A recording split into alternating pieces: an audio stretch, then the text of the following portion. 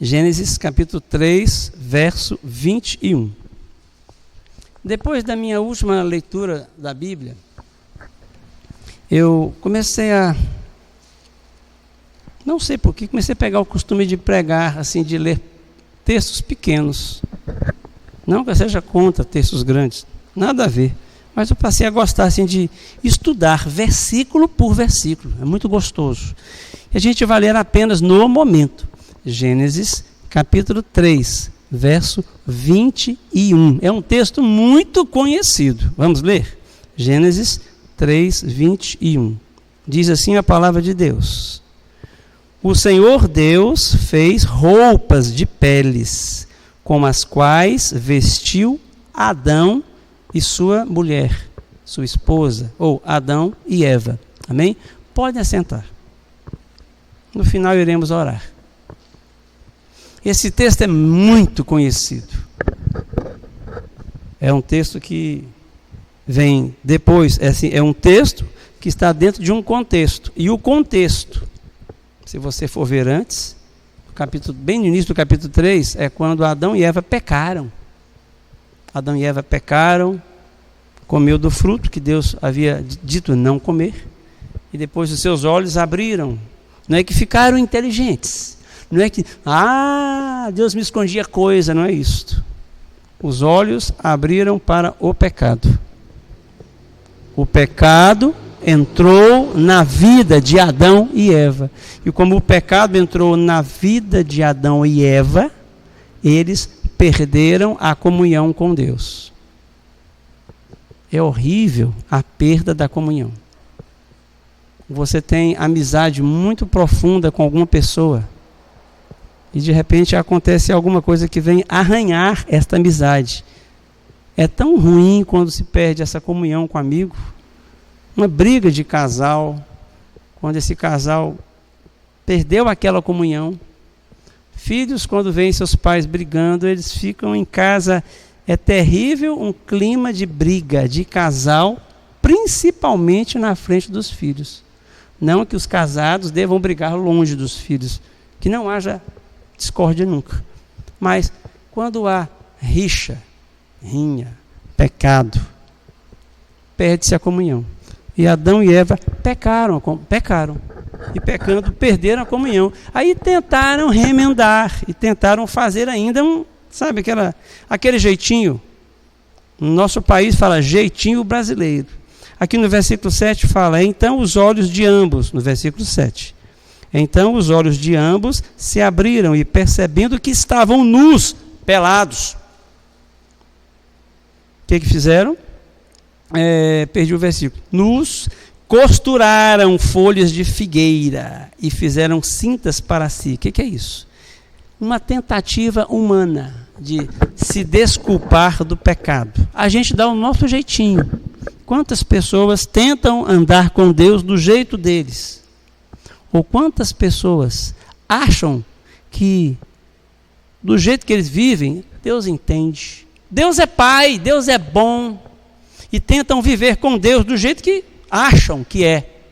Ou do jeito que para eles é melhor.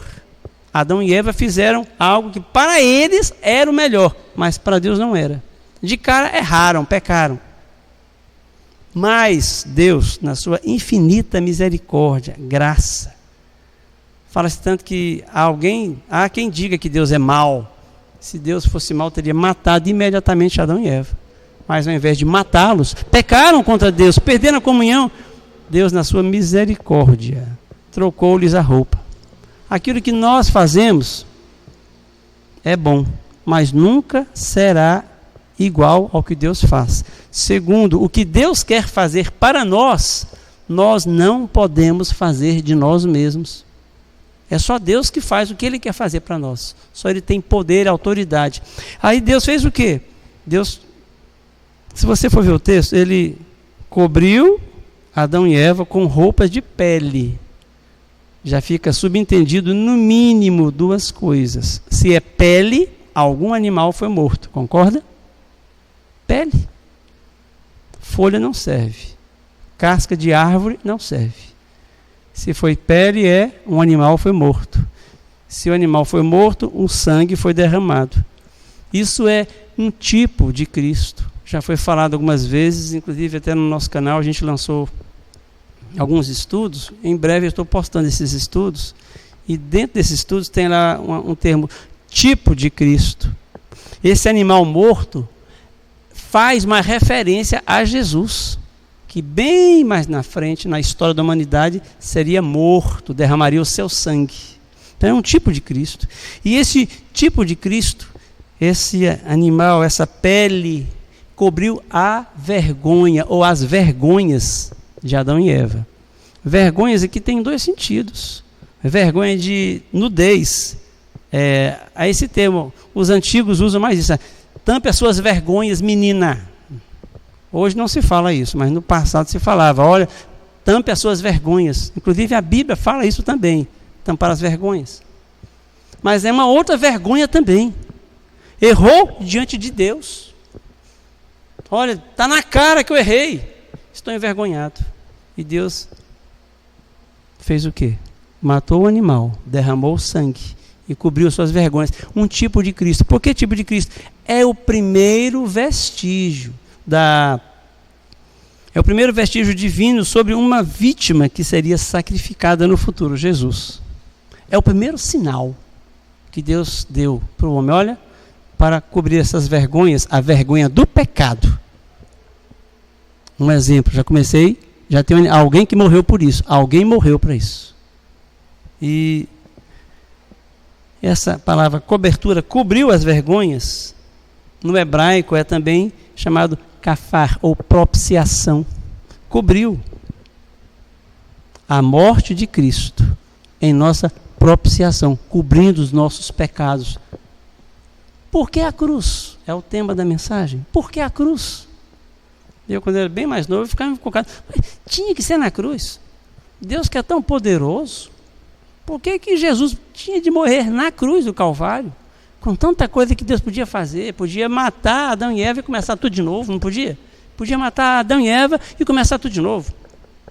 Ou então perdoar, esquecer. Não, Deus é Deus. Deus não desfaz do que Ele fez. Lúcifer pecou contra Deus e Deus não exterminou com Lúcifer. O expulsou. Para os anjos não há perdão. O homem pecou contra Deus. Para o homem há perdão, se ele se render aos pés de Jesus. Mas Deus não desfaz de nada. Deus não destruiu nada. Manteve. Aí, com essa cobertura, o casal Adão e Eva pôde, mais uma vez, se apresentar diante de Deus. Não estavam mais nus. Por que não estavam mais nus? Porque Deus lhes provera uma vestimenta que cobriu suas vergonhas. Fez a propiciação por eles. Agora, isso aponta para quê? Ou para quem? Para Jesus. Por que a cruz? Aponta para Jesus. Primeiramente, a morte de Cristo não é salvação assim, instantânea. Jesus morreu na cruz por todos. A Bíblia não fala isso? Jesus morreu por todos. Até Paulo faz essa ligação. Se Jesus morreu por todos, logo todos morreram.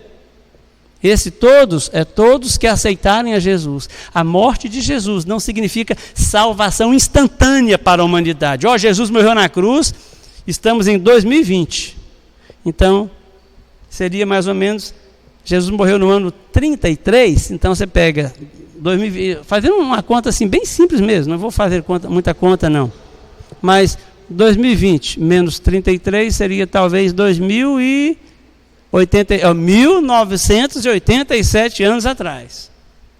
Não é bem essa conta, porque é uma diferença no calendário de 6 anos, mas não vou entrar nesse pormenor. Então, há aproximadamente 1990 anos atrás, Jesus morreu na cruz, então já está todo mundo salvo, é isso? Não, não é não. Jesus morreu por todos. Agora, é necessário que todos se acheguem a Jesus, se reconheçam pecadores, se rendam aos pés de Jesus. A Bíblia deixa bem claro, o céu existe, o céu é eterno. A Bíblia deixa bem claro, o inferno existe, e o inferno é eterno, por isso existe a vida eterna, por isso há a morte eterna.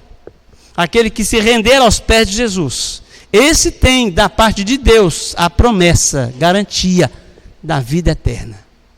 Aquele que não se rende aos pés de Jesus, já não é promessa de Deus, já tem exatamente a explicação de Deus, o decreto divino. O inferno espera a morte eterna. E por que a cruz? A cruz é exatamente a divisória entre céu e inferno. Morte eterna, se é céu é vida eterna, inferno é morte eterna.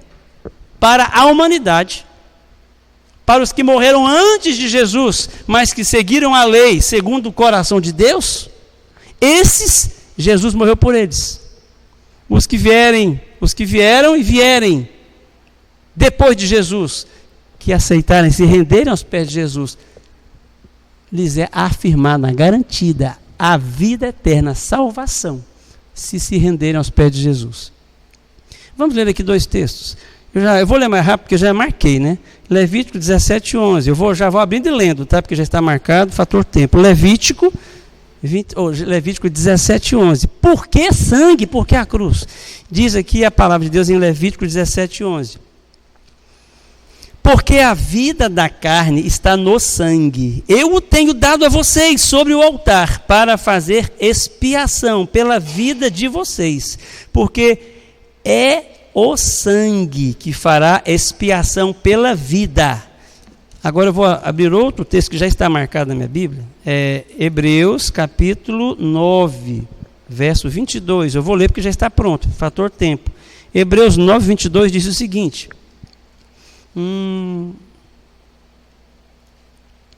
De fato, segundo a lei,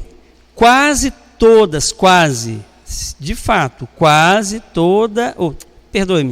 fato, segundo a lei, quase todas as coisas são purificadas com sangue, e sem derramamento de sangue não há remissão. Remissão de quê?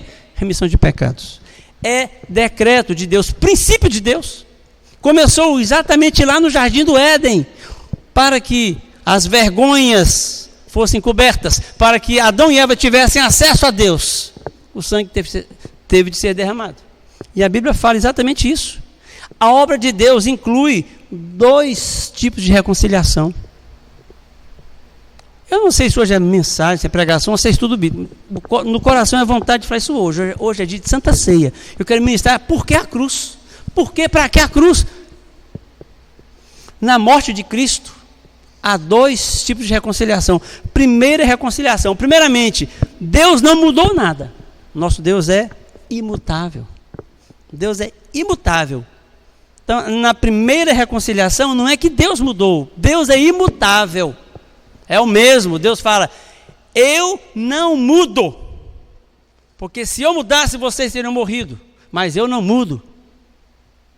Segundo, o mundo continua em rebeldia contra Deus. O que mudou então? O que mudou, primeira reconciliação, foi o relacionamento de Deus para com o homem, não do homem para com Deus. A Bíblia fala que o pecado causa separação entre nós e Deus. Deus não suporta pecado. Ontem até na escola bíblica foi comentado, não sobre isso, mas a palavra, não vamos voltar ao de ontem, só pegar o termo, abominável. O que é uma coisa que abominável? Há certas coisas que Deus abomina, que não é o assunto de ontem que a gente vai falar, só quero pegar o termo. O que é abominável? É aquilo que Deus tem repugnância. Imagine alguma coisa, alguma cena que você viu, alguma fotografia, alguma circunstância, que você tem nojo só de lembrar. É abominável, você abomina isso. Deus abomina o pecado. E como o homem pecou, Deus se separou do homem. Deixou de caminhar com o homem. Agora, na cruz de Cristo, Deus não mudou nada, porque Deus é imutável. Continua santo, perfeito, amoroso, todo-poderoso, justo juiz. O homem continuou em rebeldia contra Deus. O mundo continuou na rebelião. Porém, o relacionamento de Deus para com o homem é que mudou. Agora, Deus, através do Senhor Jesus, permite ao ser humano que ele se relacione com ele. Porque a cruz, é através da cruz que nós temos relacionamento com Jesus. Daqui a pouco a gente vai ler sobre cruz. Então, na cruz do Calvário, o relacionamento de Deus para com o homem e vice-versa foi restaurado, caso o homem ou aquela pessoa, você ou eu ou nós, queiramos andar com Jesus. Antes não tinha condição. Segunda coisa, a reconciliação de Deus no próprio pecador, através da cruz. Até a frase aqui, ó, a barreira foi judicialmente retirada. Então, o relacionamento de Deus para com o homem foi restabelecido. Primeiro ponto. Segundo, agora na própria pessoa, aquele que se rende aos pés de Jesus, Deus opera mudança. Aquele cântico que de vez em quando me refiro. Só o poder de Deus pode mudar o teu ser. A prova que eu te dou é que Ele mudou o meu. Em outras palavras, aquele que se achega aos pés de Jesus, por pior que possa ser, se realmente ele se entregou a Jesus, Deus vai mudá-lo.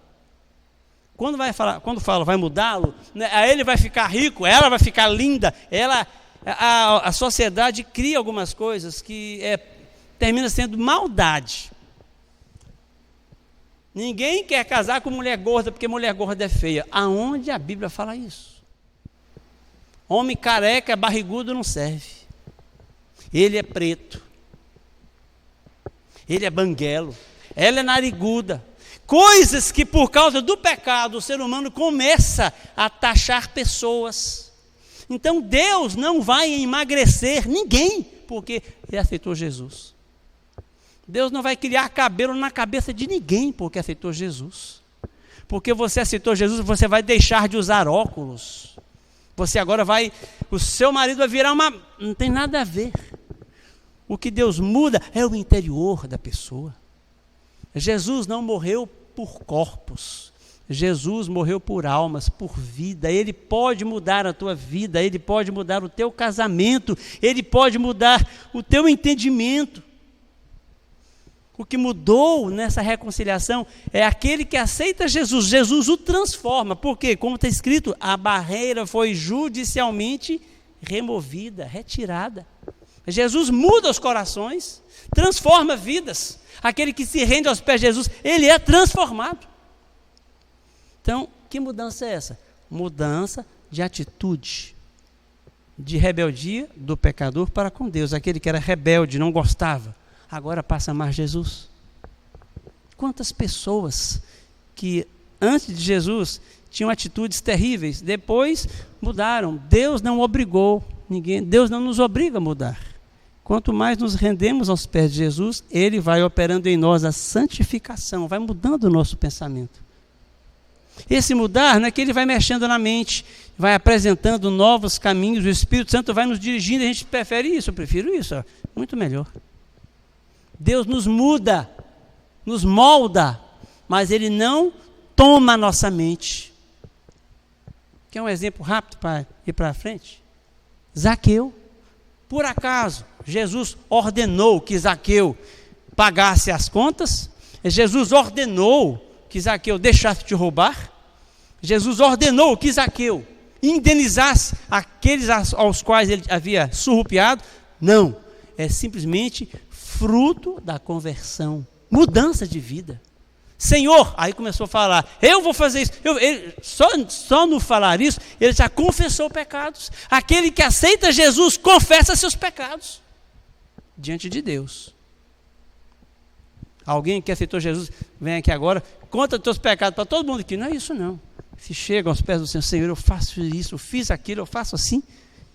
E Deus começa a mudar seu coração. Vamos ler aqui Colossenses capítulo 1, verso 20.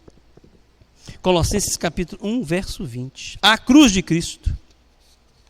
Diz assim a palavra de Deus em Colossenses capítulo 1, verso 20.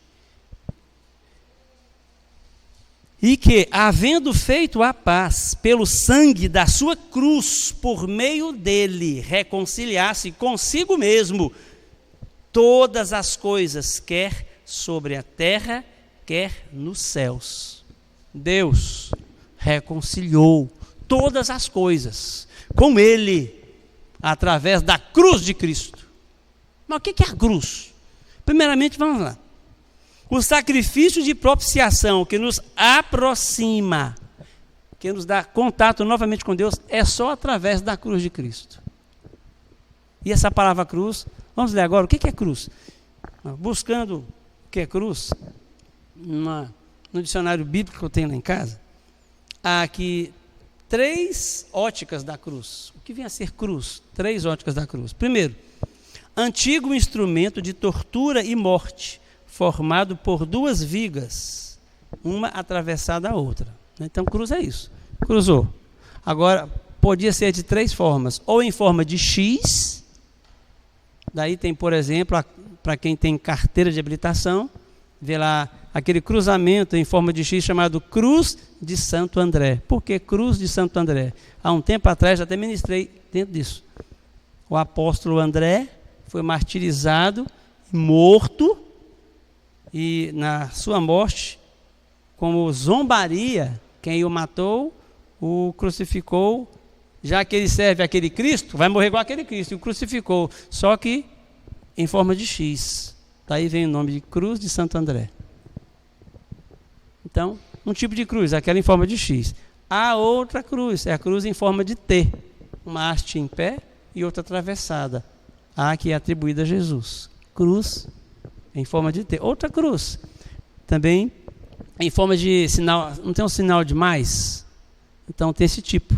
Só que nessas 3 formas de cruz, a haste mais longa, há uma haste mais longa que fica enterrada. Se enterrada é na terra, fica presa à terra. Agora, outra ótica de cruz, a cruz de Cristo, aquele morreu na cruz. Então é a morte de Cristo na cruz. Quando a gente fala, olha, se renda aos pés da cruz, em outras palavras, se renda aos pés do Senhor Jesus, que morreu na cruz por você. Outra ótica de cruz é a disposição daquele que realmente é de Jesus, ele está disposto a sofrer por amor a Cristo até o último dia da sua vida. Se necessário for eu pagar um preço alto, eu não largo mão da minha fé. Jesus mesmo fala, aquele que não negar a si mesmo todos os dias e carregar a sua cruz e não me seguir, não é digno de mim. Então, cruz tem esses 3 sentidos. Aquele objeto aonde Jesus morreu, e a vida do cristão que renuncia a si mesmo e anda com Jesus, independente do preço que for pagar. Ninguém paga para ser salvo.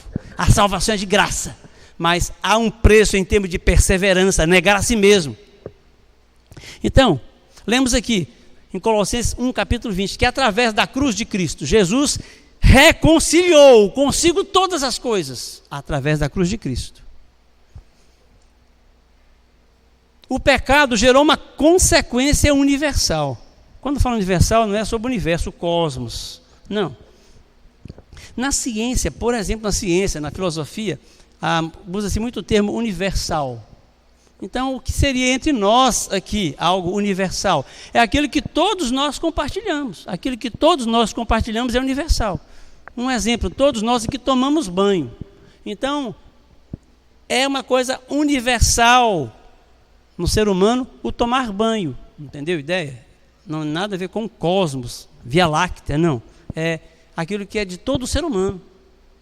Por exemplo, algo que se tornou universal entre nós aqui, universal na nossa cidade, universal em todo o planeta, o uso de máscaras. Todo mundo aqui usa. Eu não estou usando máscara agora porque estou no microfone, estou longe, mas sair daqui, lá vai a máscara. Se tornou universal. Agora, o pecado teve consequências universais. Ele atingiu todo o ser humano, diz a palavra de Deus, inclusive também em Romanos. O pecado atingiu até a natureza, até a própria natureza, até a própria criação, fora ser humano. Toda a criação, diz a palavra de Deus, a criação geme, aguardando o dia da redenção. O pecado atingiu inclusive a natureza. Agora, que coisa terrível. O pecado atingiu primeiramente o ser humano em relação a Deus. Segundo, o pecado atingiu o ser humano em relação ele para com ele e ele para com o próximo. O pecado atingiu a própria natureza. Por que há tanta maldade, tanto vírus? Seria muito grotesco e ignorância dizer por causa do pecado. mas seria muita falta de conhecimento teológico, bíblico, dizer que não é por causa do pecado. Com a chegada do pecado, todo o universo humano foi atingido. O homem passou a não se entender. Segundo, o homem passou a não entender o próprio semelhante. A natureza passou a ser atingida. Se você se lembrar, por exemplo, Deus falando para Adão, por causa de você, vai começar a nascer espinhos agora na terra. Antes aqui, Adão, você vivia no jardim do Éden, não tinhas que trabalhar. Agora, do suor do teu rosto, tu vai comer o teu pão. Agora, vai ter espinhos e abrolhos por causa de ti. A natureza geme. Se você for ler em Romanos, a Bíblia fala que a própria natureza geme. Leia, por exemplo, sobre o milênio, quando Jesus irá restaurar essa terra. Então, olha só o que aconteceu por causa do pecado. E agora, o que Deus usou para cancelar tudo isto? A cruz de Cristo. Então, por que a cruz? Por que a Santa Ceia? Por que a Santa Ceia? Porque Jesus deixa bem claro, olha, não esqueçam que eu morri na cruz por causa de vocês. Não esqueçam que a cruz em si não salva. Aquele pedaço de madeira. Vamos pegar uma cruz e colocar aqui, gente? Vou dar uma sugestão. Vamos pegar uma cruz aqui, a gente manda fazer uma cruz bem cara. Sei lá, uma madeira cara. Aí forra de ouro. E a gente chega e adora. Nada a ver, queridos. Não é isso que a Bíblia fala. A cruz de Cristo, que a Bíblia fala, é a gente se render aos pés daquele que deu a sua própria vida numa cruz, derramou o seu sangue. Sangue que purifica pecado, que cura, que transforma, que renova, que restaura. Só um objeto, não. Por isso que Deus proíbe a construção de qualquer imagem. Deus não quer que ninguém se prostre para imagem alguma, adore a Deus. Se você se lembrar, por exemplo, o apóstolo João, há outros casos, vamos pegar João, livro de Apocalipse. No livro de Apocalipse, Deus enviou um anjo para lhe dar um determinado momento lá, uma revelação.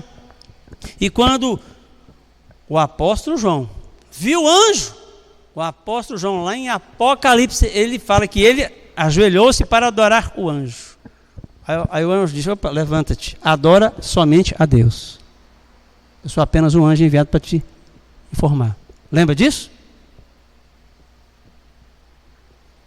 Através da cruz de Cristo, Deus restaurou tudo.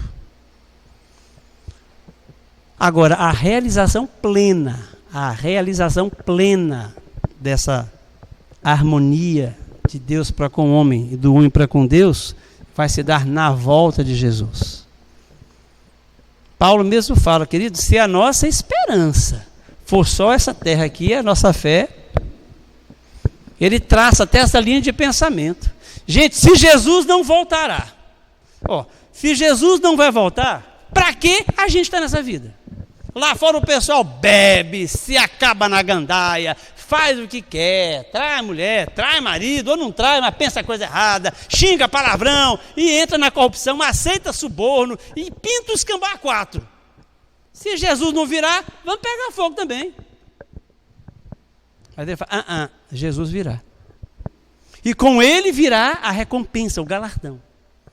Jesus mesmo fala, eis que cedo venho, e comigo está a recompensa, o galardão. Jesus virá. Não que a vida do cristão seja ruim.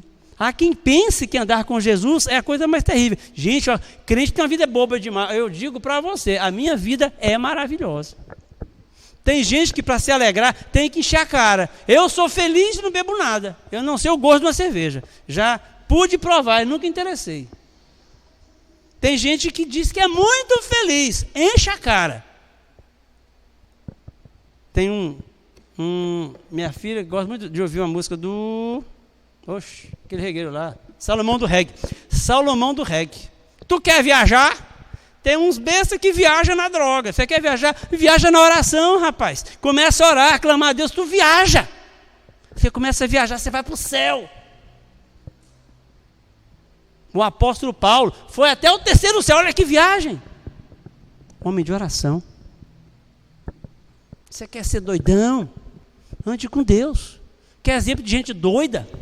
Por exemplo, teve lá Elias, que vivia no deserto, poderia viver na cidade.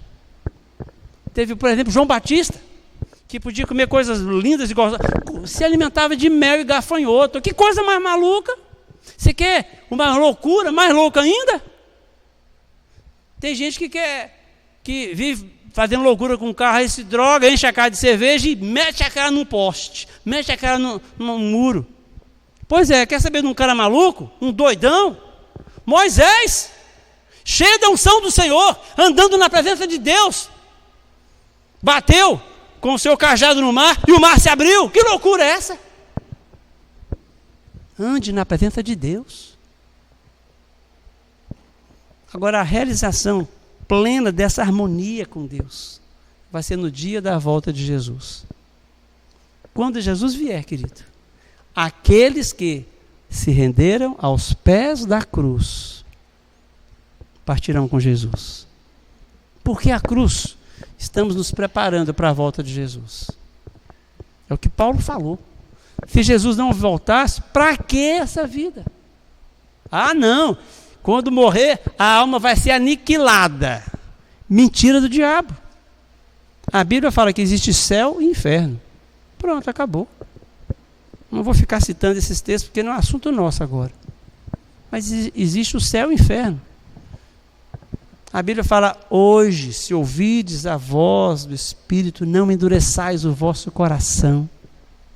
A Bíblia fala, por exemplo, em Hebreus 9, 27, ao ser humano, ao homem, ao ser humano, está ordenado por Deus, determinado, morrer uma só vez, e depois disso vem o juízo. Juízo, prestar contas com Deus. Aquele que é de Jesus, está livre. Vamos ler agora para encerrar? Gálatas 6,14. Gálatas 6,14. Eu já estou marcado aqui, mas vamos ver se eu acho fácil. Gálatas 6,14. Eu vou achar. Está difícil aqui. Gálatas 6,14. Ah, com o dedo só é difícil. Uma mão só. Achei. Gálatas 6,14 diz o seguinte. Mas longe de mim gloriar-me, senão na cruz de nosso Senhor Jesus Cristo, pela qual o mundo já está crucificado para mim, e eu estou crucificado para o mundo. Se você já se rendeu aos pés de Jesus, parabéns para você, você está morto.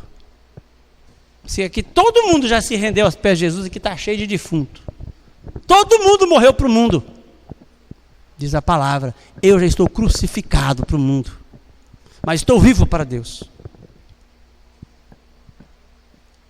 A cruz, amados, nós iremos hoje ministrar a Santa Ceia, por causa da cruz de Cristo. Não aquele objeto. Não é objeto de carregar no peito, não é objeto de se ajoelhar diante. Cruz é Jesus que morreu na cruz. Uma frase antiga que eu ouvi lá em Rondon do Pará, quando eu morava em Belém do Pará, a gente fazia parte de uma banda, e nessa viagem eu vi alguém pregar e pá, falou essa frase. E eu amei essa frase. Carregar um Jesus no peito é muito fácil. Vou repetir. Carregar um Jesus no peito é muito fácil. Difícil é ter peito para andar com Jesus. Ter coragem de não negar a fé. Dizer não para o pecado. Dizer não para a mentira. Dizer não para tanta coisa e andar com Jesus. A cruz é isto. Aquele hino que diz, o 110 do nosso cenário, todo mundo conhece, há outras versões,